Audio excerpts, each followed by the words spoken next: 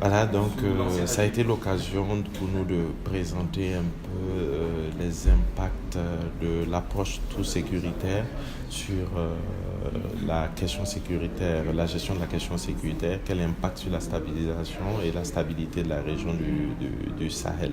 Et donc dans ce sens-là, nous avons mis en exergue deux impacts principaux.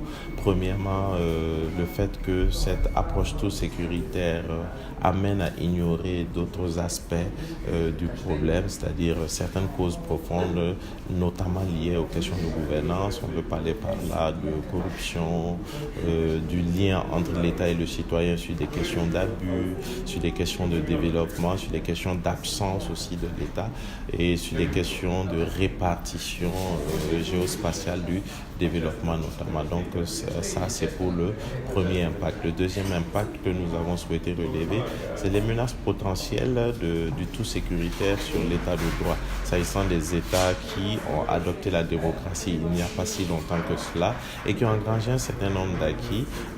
Faire du tout sécuritaire comme réponse au terrorisme peut entraîner une dégradation de l'état de droit, notamment lorsque des mesures exceptionnelles sont décrétées comme l'état d'urgence et que cela n'est pas encadré comme il se doit. Cela ouvre la porte à toutes sortes de violations des droits de l'homme et donc c'est un point justement qu'il est important de relever afin que les États fassent attention sur ça. Donc en résumé, nous avons voulu mettre en exergue d'abord la détérioration du lien entre l'État et le citoyen, c'est l'affaiblissement de la légitimité de l'État qui sont justement des facteurs de vulnérabilité ignorés par l'approche sécuritaire que les États apportent à la lutte contre le terrorisme.